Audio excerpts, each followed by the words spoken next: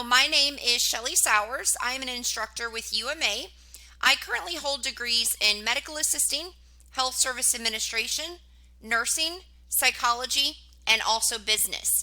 And today we will talk about stress and the different lifespans, which is really exciting because this is something we can apply not just to the healthcare arena, but also to our everyday life when we interact with the various age groups. So let's begin by talking about our agenda. We will discuss stress in infants and toddlers. We will discuss stress in school-age children, discuss stress in adolescents, discuss stress in adults, discuss stress in older adults, describe therapeutic responses for each of those age groups, and lastly, we will differentiate stress within the different age groups that we talk about. So stress in infants and toddlers. Early experiences greatly influence our behavior later in life. So even dating back to infancy, behavior patterns later in life into adulthood and older adulthood can be based upon early experiences that we had as an infant. Infants are completely dependent on adults for survival. A note to remember, and if you think about this, it makes a lot of sense. It's not so much what does happen during infancy. It's more about what does not happen during infancy that can have that impact on long-term behavior patterns that we might see. So it's not about necessarily what happens, it's more about what does not happen. And we'll dig deeper into that in just a second. Let's look at a test your knowledge question.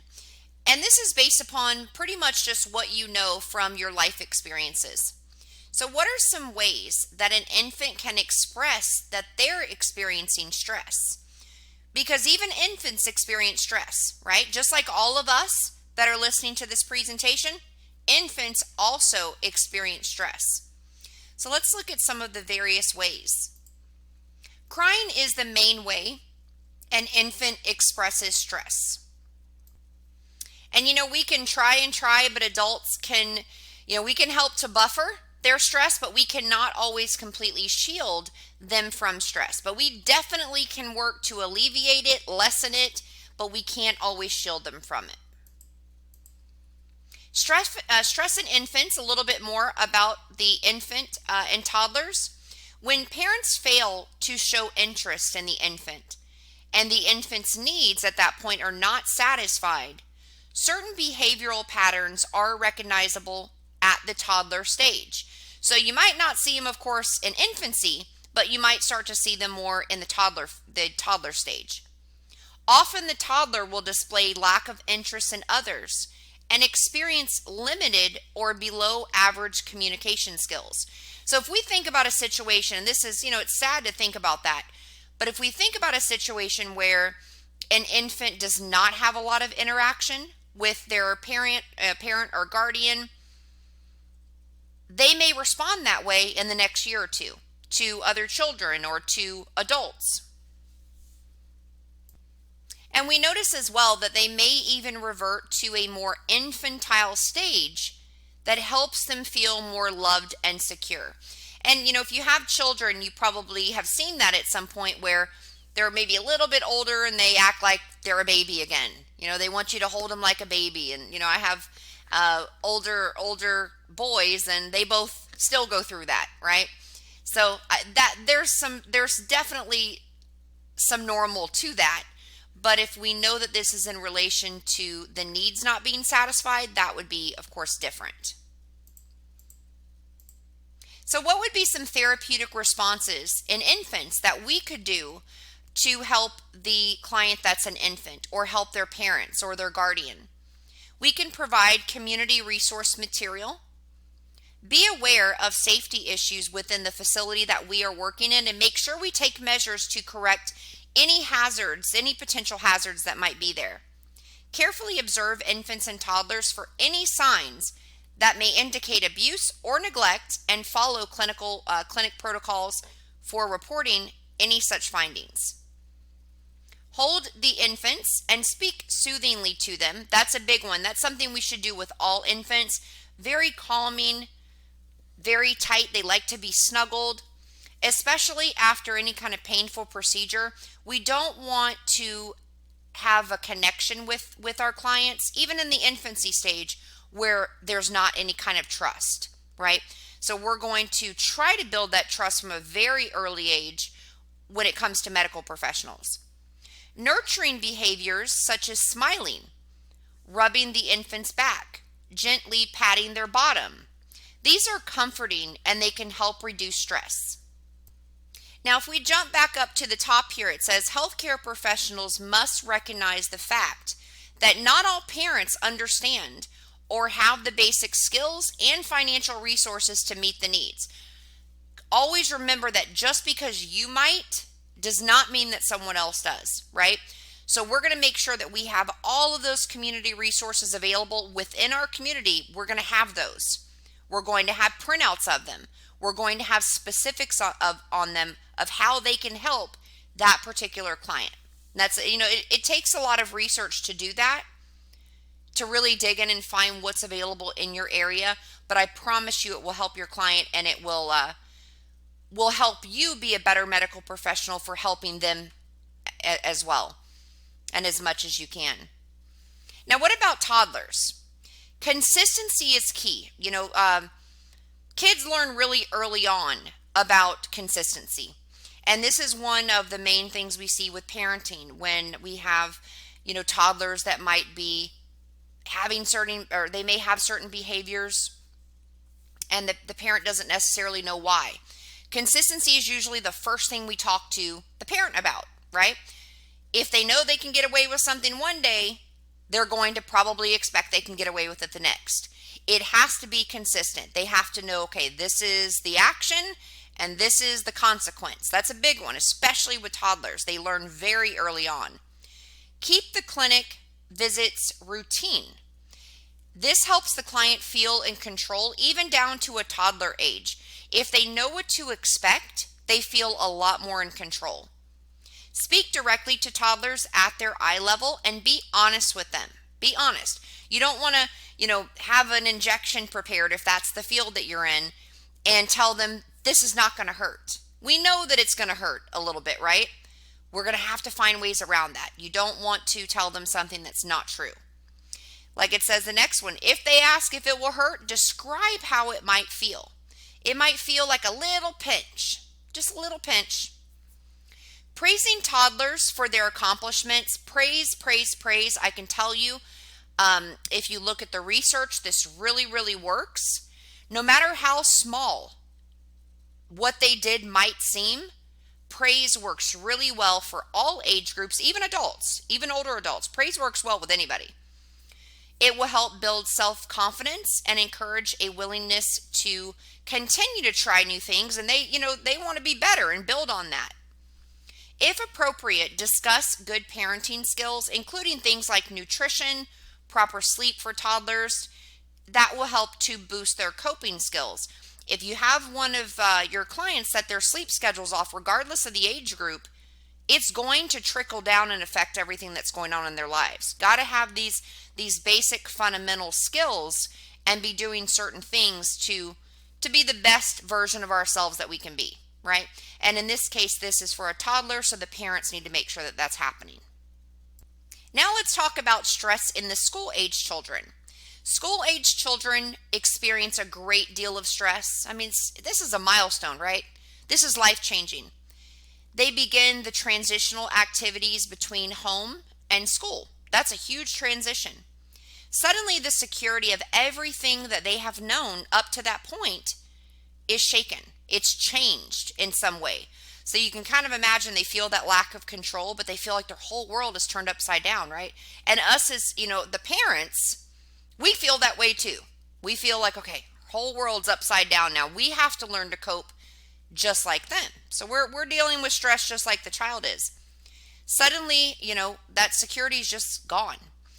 When children feel threatened, they may revert back to more of an infantile behavior like we talked about with the toddlers. So now we're talking about school-age children. We might see the same thing if a child is under stress or they're feeling threatened. You might notice behavior changes. Make sure that you educate clients' parents When they see those, it may be completely normal if the child is under stress, if there's a lot of changes going on in the home, or you just made a big move, or mom's at work a lot more than she used to be, might see those changes. This is termed regression, and we're going to look at that a little bit more. So let's look into what regression is, because we can see it in various age groups. So it's not something we only see with school age or only see, necessarily with toddlers. You can also see it even going into adolescence, maybe even a little bit older, right? So what does the term regression mean in relation to the school age child? Well, we know there's stress going on. We know there's changes. We know there might be a feeling of being threatened because their whole lives are turned upside down. So regression is an attempt to go back to an earlier stage of development where they felt comfortable, where they can try to escape that fear, escape that anxiety or conflict, whatever turmoil they're feeling in that moment. They're trying to get back to when they felt safe. So what might be some examples of regression? What might the parents say that they are noticing? What kind of behavior changes? So we might see things like bedwetting. We might see hair twirling, thumb sucking, stuttering, things you may have never seen before or haven't seen in a really long time. Other signals of stress during this time period might be biting the nails, decreased appetite, and that actually can include changes altogether with what the child might have been eating. Headaches, stomach aches. Stomach aches is a huge one for anxiety. We see this going into high school. We see this a lot in junior high, a lot in high school, but we also see it in school age children. So therapeutic responses, what can we do? Well, just like with the toddlers, we want to make sure that we have those resources. As far as the community resources, we want to know what they are. We need to have the list ready. It's not something you want to go and gather at the moment that this comes up. We need to be prepared, proactive and prepared, have those. Same thing with educational resources. If you know that you work in, let's say, pediatrics, and you have a lot of parents that have concerns about bedwetting, what can you do for bedwetting? How can you, help your child stop this? We can have those educational resource materials already printed out, or we can have direct links to websites that might be really helpful, or really good videos that we've found that are, of course, credible and educational. We can discuss proper rest and good nutrition with parents and caregivers as a means of boosting the coping skills. Remember, when you empower the client or the client's parents, they gain that control factor, and they want that. They should have that. It really empowers them to do more and be able to cope more. So it's all about just giving that empowerment back and making sure that the caregiver is just as healthy as the child or the person they're caring for. Explain each procedure using terms the child will understand. And you have to just kind of make your judgment based upon age. Be honest with them. Again, just like toddlers. Answer their questions. Take the time to answer their questions. They may feel comfortable asking you these things and not necessarily their parents, depending on the age. So we want to take time to answer any concerns the child might have or the parent might have. And we're going to give children choices whenever possible. We want them to feel like they're a part of things and that they have a say in their own health care. Again, praise them for accomplishments. We can do that, that doesn't even have to be anything that someone has said. Maybe it's just, I love your hair bow, or I love your shoes. Where did you get them? Or that's awesome. Or, try to connect with them. Now, what about stress in adolescence? Well, adolescence is defined as a period of change. And I know all of us have been there. That sums it up pretty well, right? Period of change. There's a lot of changes. The body is in the process of changing from a child to an adult. Kind of like morphing into this whole other individual, right? So for females, we see very specific changes, right? We're going to see development of breast, narrowing of the waist, widening of the hips. We're going to see hair come out in places that maybe we didn't think it was possible to come out of. Hormonal changes, the onset of menstruation during this time, growth spurts. may may actually make the adolescent awkward and clumsy, because remember that their body is changing really rapidly, so that can actually affect them, and it takes a little bit for them to catch up. Same thing with males. They have that, we see the same thing. For males, they begin to broaden through the shoulders. They develop upper body strength. They also start developing the hair. There was a really good book. I think it was something hair down there. So it's a children's book, and it's a really, really fun, approachable way to approach hair. That starts to grow for an adolescent, or maybe even pre-adolescents. May experience acne, hormonal changes, cracking of the voice. So, a little bit more, because we know adolescents, they face so many changes, body changes, changes around them in the environment, and they're starting to grow up, right? That's a big change. Adolescents experience those social demands and peer pressure. We've all been there. Try to remember that, and try to, of course, educate parents on that they are experiencing all of these other things. They are still children, yet in many ways they're considered men or women. So, if you have children of your own that are this age, think about a time that maybe one day, you're a child, you can't do that. And the next, you really should be taking out the trash. You're a man. They may hear they're a child on one hand and hear they're a man on the other.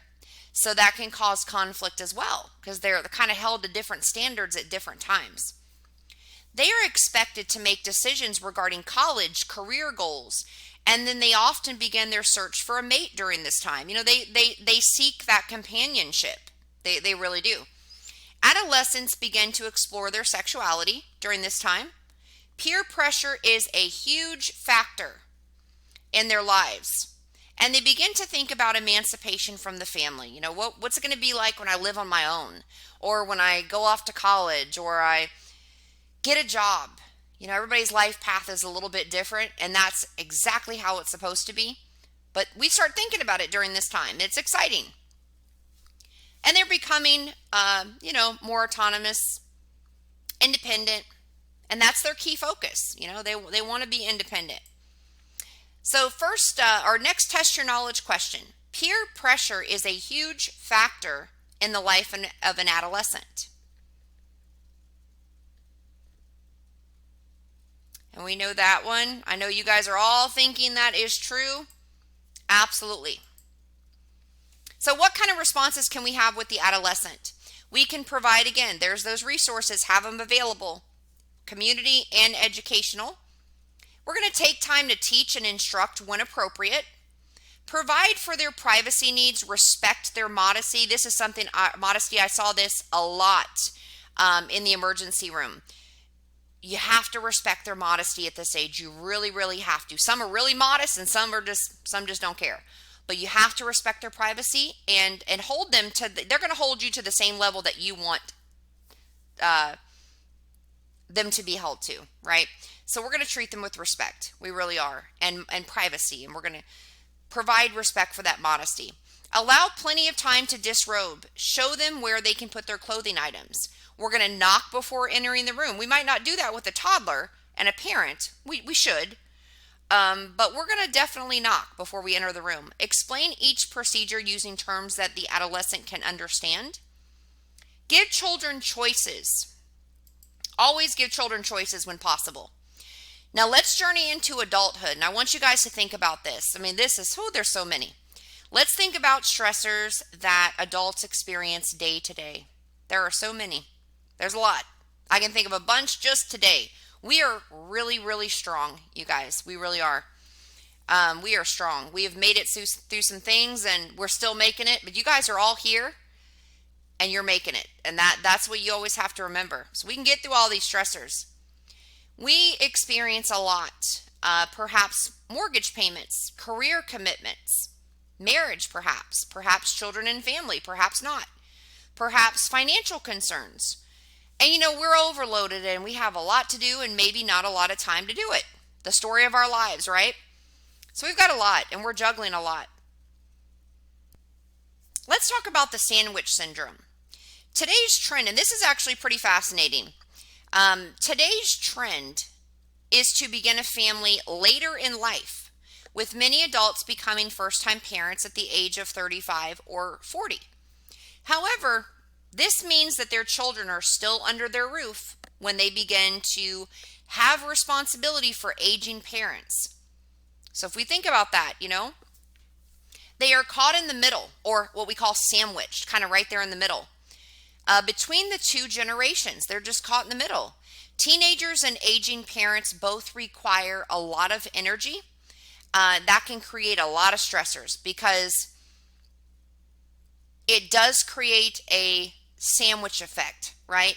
Where right in the middle, just kind of right in the middle of the different generations there. Now, what about the boomerang generation? Some parents may experience what we call the boomerang generation. Children who have been out of the home 4 or 5 years, they're now graduating from college, may have a huge college debt to repay, and are not able to financially support themselves yet. Maybe they haven't gotten that job that they have been wanting. They boomerang back home to live with their parents until they earn and save enough money to move out on their own. So, we see with the sandwich effect, we've got the younger child with the older parent. But with the boomerang generation, they kind of, got that independence again for a little bit, and then the child comes back. So we can see a lot of different situations, right? Okay, next let's talk about therapeutic response in adults. So adults cope with stress better when they have a network of friends and or colleagues with whom they can share. We're also going to provide educational resource material, answer any questions that they may have completely, encourage verbalization regarding what their feelings are, and discuss treatment plans and provide options when possible. As needed, discuss the benefits of what a healthy lifestyle would include, including nutrition, exercise, sleep, and avoiding alcohol and recreational drugs. Now let's look at a test your knowledge question. Today's trend is to begin a family very early in one's 20s. So what do you think? What did we say just a few minutes ago about the trend?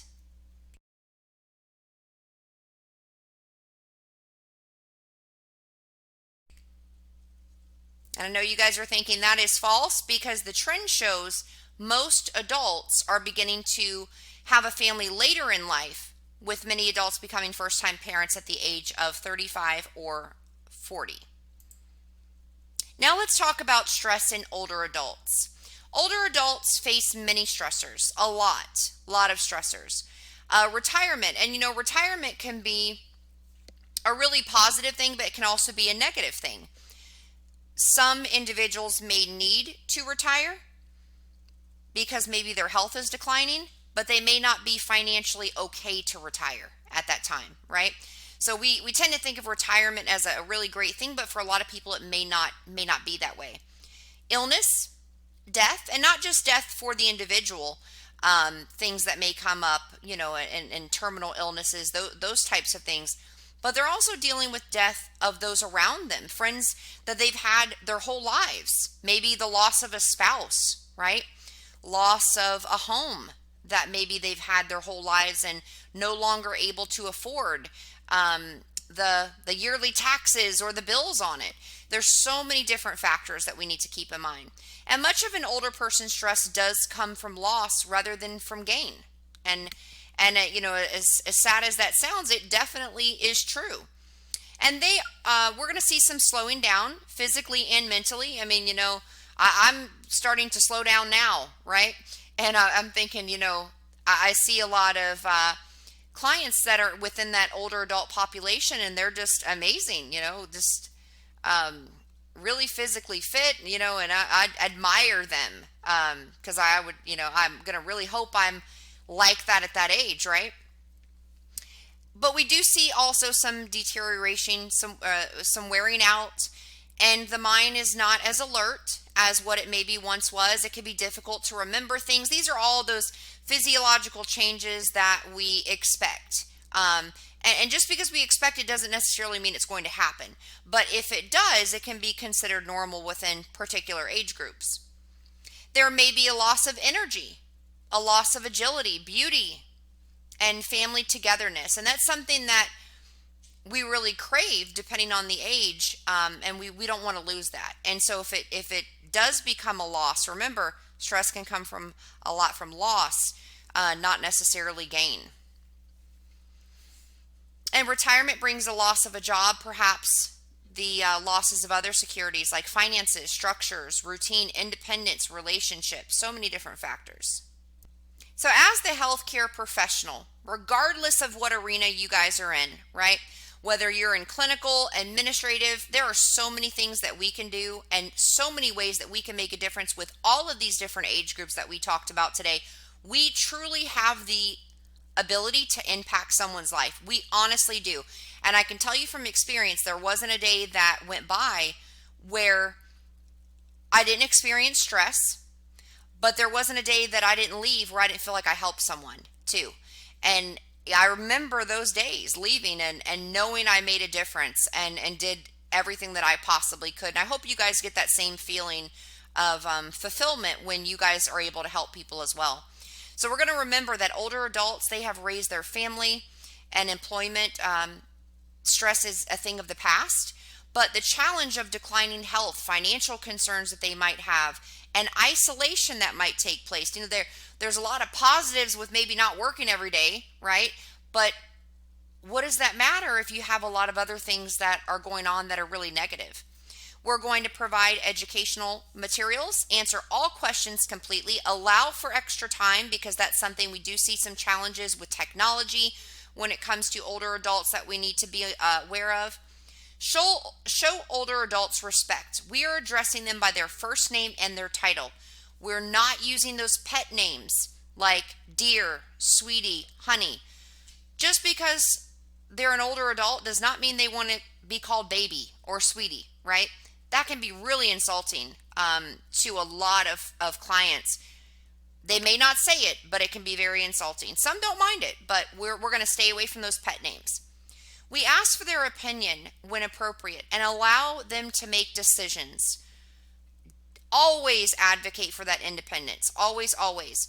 Encourage emotional support such as involvement in community centers and exercise programs such as the Medicare's Silver Sneakers program. Awesome program, and that's a good resource that a lot of your clients might not know about. So I want you guys, if you don't know a lot about that, go ahead and research it. It's the Medicare Silver Sneakers, and that's going to help them be more energetic and give them some resources to go places to be able to exercise, maybe join, YMCA, those types of things. Let's look at our last test your knowledge question. Would it be okay to refer to a patient as sweetie during the appointment rather than address that client by their name or title? What do you think? And I'm not saying that in a lot of the geographical areas it's not acceptable. I grew up in a state where this is very heavily used, but something we are trying to steer away from. So if that's something that you do on a consistent basis, it might be best to try to slow that down, and eventually you'll just get used to not doing it. But we should refrain from pet names such as sweetie, honey, baby. It can be considered an insult. I hope this was helpful, and thank you guys for taking the time to listen.